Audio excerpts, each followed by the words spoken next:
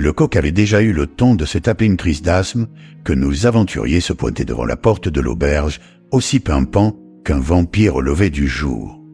Aujourd'hui au programme, l'exploration de la tour de l'érudit qui se dresse à la sortie sud du village, tel un doigt d'honneur à la gravité. Allez, allons-y. Ouais, super. Et n'oubliez pas de sourire parce que là, vous ressemblez à des fonctionnaires en lundi matin. Attendez, on ne devrait pas d'abord récupérer nos pièces d'or? Mais de quoi tu parles? Il y avait une récompense de 45 pièces d'or pour avoir tué la sorcière. Non mais rien d'y repenser, mais quel gâchis. Dire qu'on aurait pu négocier avec la sorcière. Mais non, Madame la Facho a décidé de faire son spectacle. Elle avait raison, parce qu'on ne négocie pas avec des terroristes, et encore moins s'ils sont armés. Elle était armée, non? Et ta connerie, elle est armée? Ah ça c'est de la répartie, bravo Jean-Luc. Mais allez, taisez-vous les amoureux, là. Il est déjà 9h du matin, j'ai la tête pleine.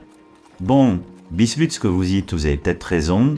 On pourrait peut-être aller voir le bailli avant d'aller chez l'érudit, vous en pensez quoi? Ah non, on avait un plan, on ne dévie pas du plan. On va à la tour mystère, là, et ensuite on récupérera notre salaire de la honte. Mais après... Attention, messieurs, dames, le grand planificateur a parlé. Alors, quel est votre choix? Non mais on va écouter Jean-Luc, parce qu'encore il va pleurer toute la nuit, comme quoi personne ne l'écoute, et personne ne va appliquer ses idées, et nanani, et nanana. Non mais c'est de la calomnie, j'ai jamais dit ça. Non mais c'est grave, là, pourquoi vous mentez pour rien, vous? Bah alors, bébé Jean-Luc, il va un peu commander, bébé Qui Jean-Luc. ça? Moi?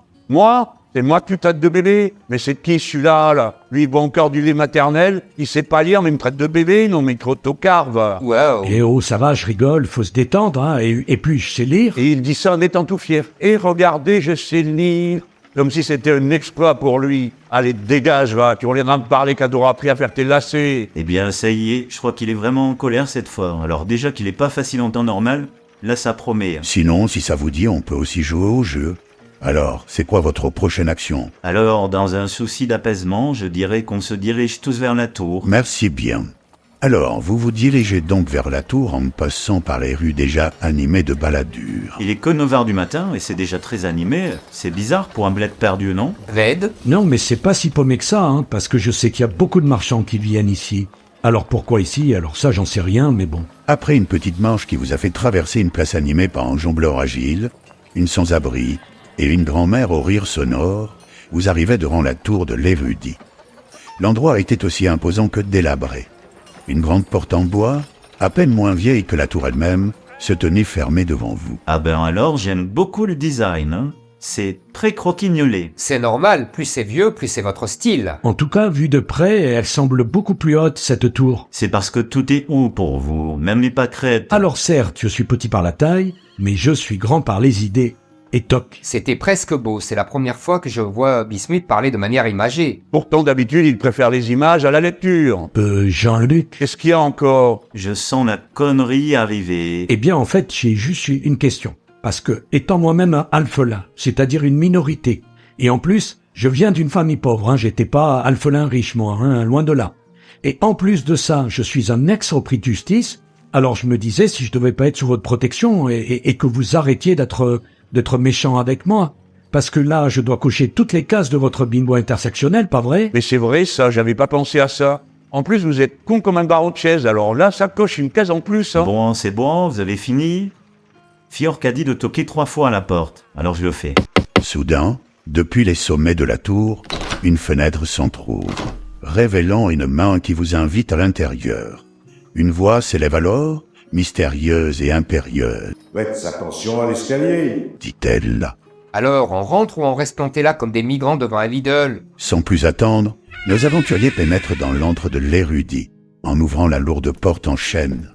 Une odeur de musc et d'encens envahit vos narines. Cette odeur m'est familière. Je crois qu'une fois j'ai fait un after chez le chevalier Castaner et ça sentait exactement pareil. En face d'eux, des escaliers en colimaçon montent à la verticale, aussi tordus que le compas moral de nos héros.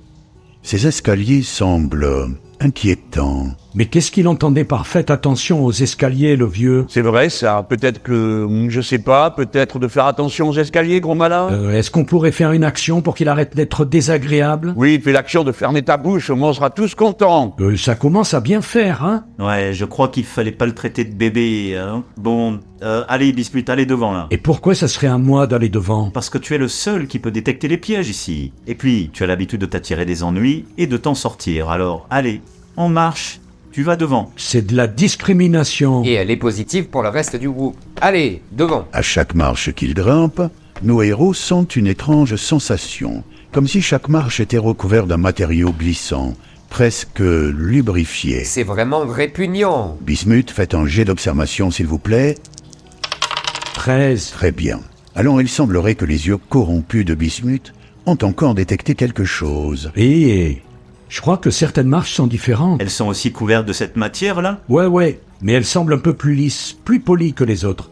Regardez par exemple celle-là. Bismuth pointe son doigt vers une des marches de cet escalier gluant. Ah oui, c'est vrai, ouais. Ok, je vois. C'est vrai qu'elle paraît un peu plus lustrée que les autres. Ouais, elle a sûrement été polie par les larmes des castors qui ont voté pour vous. Complètement hors sujet. Si vous essayez de faire des traits d'humour, essayez de le faire bien, monsieur 4%. Alors, c'est pas qu'on s'ennuie, mais presque. Très bien. Alors, il suffit d'éviter les marches lustrées, n'est-ce pas? Non, surtout pas. Il faut marcher sur les marches lustrées. Parce que ça veut dire que c'est les marches qu'il prend le plus souvent, l'érudit. Je rêve ou il vient de dire quelque chose d'intelligent? Mais on va lui faire confiance, là? On marche vraiment sur la tête, hein. Allez, faites tous un jet d'agilité pour savoir si vous arrivez à monter l'escalier sans encombre. 12. 5. 15. 1. Bismuth, je crois que vos années à éviter la prison vous ont donné des compétences acrobatiques en plus. Vous faites donc un 15, et vous arrivez à monter au sommet de l'escalier sans aucun problème. Et ouais, toujours au top. Et Maniel, quant à vous et votre 5, vous trébuchez sur une des marches piégées. Allez, faites un lancer de dés, mais un D8 cette fois, pour savoir quel type de piège va s'abattre sur vous. Mais quelle misère! 2. Alors, pendant que vous vous relevez de votre chute, une pluie scintillante de couleur d'or vous coule dessus. Mais ça sent l'urine. C'est parce que sans, mais vos beaux habits elfiques sont encore une fois souillés, Emmanuel. Vous perdez 1 point de vie, ainsi que 2 points d'éloquence. Et ouais, après la pluie d'or de vos promesses, voici la douche dorée de la réalité. Justice est faite. Oh là là, parlez pas de malheur, vous. Mais il est complètement cinglé, cet érudit. C'est quoi ce genre de piège? Une fois ce petit accident derrière vous, Emmanuel, vous rejoignez non sans peine Bismuth au sommet de la tour. Par Madoff, l'odeur. Mais c'est une infection. Vous sentez la vieille Je pissotière. vous ai pas sonné. Désolé d'avoir fait remarquer que vous étiez sale. L'urine, c'est pas sale, c'est stérile. Ouais, un peu comme vos débats, hein. Enfin, Jean-Luc, quant à vous et votre habileté, disons, modérée, vous réussissez quand même à éviter les embûches de l'escalier, et vous arrivez au sommet de la tour avec les autres. Ça passe tranquillement. Mais la véritable tragédie était réservée pour vous, Eric. Avec votre malheureux 1, c'est l'échec critique. Comme par hasard. Vous trébuchez sur une marche lustrée, et dans un effort pour vous rattraper, votre main se porte instinctivement vers le mur. C'est alors que vous découvrez le piège le plus discret de l'escalier. La marche n'était que le début. Sur le mur se trouvent des trous étrangement inquiétants, et votre main trouve le chemin de l'un de ces derniers. J'essaye de retirer ma main. Et c'est trop tard. Une bouche humide et vorace vous happe la main, la serrant dans une étreinte désagréable. Vous perdez 3 points de vie et êtes pour le moment immobilisé. Mais c'est dégoûtant. Vite, coupez-vous la main avant qu'il continue de vous manger tout le bras. Écoutez Bismuth, pour une fois qu'il a une bonne idée. Non mais jamais de la vie, vous m'avez pris pour un défenseur de la charia ou quoi? Jamais je me coupe la main. Non, mais même dans cette position, il arrive à être raciste. C'est le 4-4 du racisme. C'est magnifique. Le tout-terrain du racisme. C'est fou, ça, quand même. Bon, en plus, j'aurais bien vu, moi, avec une main en moi, là. Déjà qu'Eric a le caractère du capitaine Crochet, n'essayons pas de pousser la blague trop loin. Vous hein. n'êtes d'aucune aide. Non mais vraiment. Maître du jeu, je lance mon sort barrière identitaire qui repousse tous les corps étrangers dans un environnement de 2 mètres. Ok, ça marche, faites un jet d'attaque s'il vous plaît. 17. Eric ferme les yeux, se concentre, et puis lance son sort barrière identitaire. Rentrez chez vous, les bouts, les bouches démoniaques. Votre sortilège barrière identitaire fonctionne parfaitement, repoussant la créature vorace. Votre main est libre, mais encore engourdie et humide de la morsure. Vous sentez l'urgence de nettoyer et de la désinfecter. Mais c'est un cauchemar, je suis sûr que la bouse appartenait à un halogène. Alors Eric, vous rejoignez vos camarades au sommet de la tour. Devant vous tous, une large porte en bois magnifiquement décorée. Tout le monde semble hésitant, contemplant les gravures tendancieuses et les inscriptions anciennes qui couvrent la porte. Mais quelle décadence. Alors, on ouvre cette porte. C'est parti. Ils ouvrent la porte et découvrent une scène étrange. L'érudit, qui ressemble étrangement à l'oncle gênant qu'on invite par obligation aux fêtes de famille, est là en face d'eux, avachi sur sa chaise. Cet homme bedonnant, à l'aise comme Benalla dans un commissariat, et vêtu d'un peignoir entrouvert. Messieurs, bienvenue dans mon humble demeure. J'espère que les marches n'étaient pas trop branlantes. Non, ça va. Alors, chers invités, que puis-je faire pour vous? Vous pouvez commencer par faire le ménage dans votre escalier parce qu'on s'est cassé la figure et là, je suis couvert d'urine. Faudrait karchériser tout ça. Vous êtes donc ici pour le ménage? Une aura malsaine émane de l'érudit. Un sourire inquiétant est affiché sur son visage. Ça s'annonce mal l'égard. Qui répond Allez, j'y vais. Ben non, pas du tout. T'as oublié que t'as moins de poids d'éloquence parce que t'as eu la bonne idée de devenir un cosplay géant de pain de soupeur. Allez, laisse-moi faire. Jean-Luc, faites un jet d'éloquence, s'il vous plaît. 13. Très bien, alors répondez. Nous sommes là pour une raison précise, monsieur le savant, et c'est pas pour nettoyer vos marches dégoûtantes, là. Le vieil homme lève alors un sourcil, semblant à la fois amusé et intrigué par cette réplique. Oh, vous savez, mes escaliers ne sont que, disons, un préliminaire. Enfin, bref. Alors, quelle tentation irrésistible vous ont amené ici pour me voir? Eh bien, Fiork nous a parlé de votre érudition, donc on est venu parce qu'on a plusieurs questions sur plusieurs sujets. Ah, je vois, vous êtes ici pour butiner le nectar de mon savoir comme de petites abeilles nymphomanes. Ouais, c'est une façon de voir les choses. Il me met mal à l'aise, cet érudit. Ça va, détends-toi, c'est pas un juge. Il va rien te faire, t'inquiète pas. Pendant ce temps, Eric jetait des regards méfiants aux murs couverts de livres, aux instruments un peu étranges, mais surtout aux rouleaux de parchemin aux couvertures C'est suggestives. vraiment un endroit de dégénéré ici, on est en plein dans la décadence hollandienne. Bismuth, quant à lui, fidèle à lui-même, à la façon d'un enfant lâché dans un magasin de bonbons, regarde avec convoitise chaque objet précieux de la pièce. Moi, je trouve qu'il y a pas mal de choses à réquisitionner ici, si vous voyez ce que je veux dire. Oh là là, mais j'en oublie mes manières. La politesse avant tout. Alors, chers invités, vous êtes qui les connards? On est la police des forêts. Mais c'est pas possible. Il est trop rapide. Police des forêts, vous dites? Ouais, connais pas. Alors, vous avez des prénoms ou vous êtes tous nés sous X? Je suis Emmanuel, connu aussi sous le nom du petit Mozart de la magie. Je suis sorcier et chef de l'escouade. Non mais n'importe quoi, il est aussi chef qui sent la rose. Va falloir dégonfler le melon, hein. Un melon ou ça? Je préfère même pas commenter. Bref, moi je suis Jean-Luc, le clerc du groupe. Et c'est aussi le gros relou du groupe. Et sinon, moi je suis Eric et je suis nécromant. Et moi, je suis Bismuth et je suis un... Voleur. Mais comment vous savez? Ça se voit, c'est tout. Et c'est même étonnant que vous n'ayez pas de bracelet magique à votre cheville, vous. Je suis juste doué. Et alors, vous êtes qui? Plusieurs personnes. J'ai eu plusieurs vies, vous savez. Autrefois, j'étais paladin servant pour la somptueuse DSK. Mais ça, c'est du passé. Et j'ai aussi été longtemps appelé l'expert des culs, mais ça, c'était quand j'étais chef de la Ligue des Marchands.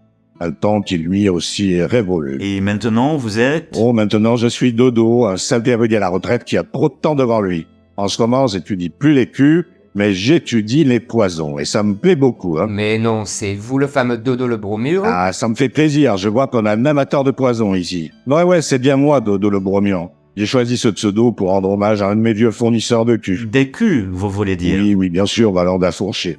Ah là là, c'était la belle époque avec ce fournisseur. Il savait ce que je voulais étudier avant même que je le sache. C'est pas fort, ça?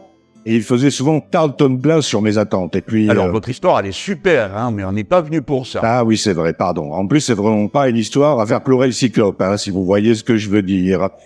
Avant toute chose, politesse oblige, est-ce que vous voulez une petite menthe Diallo pour vous rafraîchir? Il fait un peu chaud dehors. Volontiers. Non merci, on va rien prendre. Mais... Bismuth, on n'a pas soif. Ben si, j'ai soif. Il vient de dire qu'il est expert en poison et qu'il s'ennuie un peu trop. On doit te faire un dessin? Ah oui, d'accord. Tu dis ah oui d'accord là, parce que tu as compris ou parce que tu veux un dessin? Les deux, hein. J'aime bien l'art. Ça peut valoir très cher, l'art. Suivez-moi sur place. Dodo, voici notre doléance. On a une lettre qu'on a trouvée dans la cabane d'une sorcière après l'avoir terrassée. On aimerait la traduire. Vous pensez pouvoir nous aider ou pas? Ah, une chasse aux sorcières, dites-vous. Oui, une vraie, pareille à celle que l'on subit tous les jours à cause de la bien-pensance. Mais c'est une journée à se coudre les oreilles, ma parole. Donnez-moi cette lettre pour voir.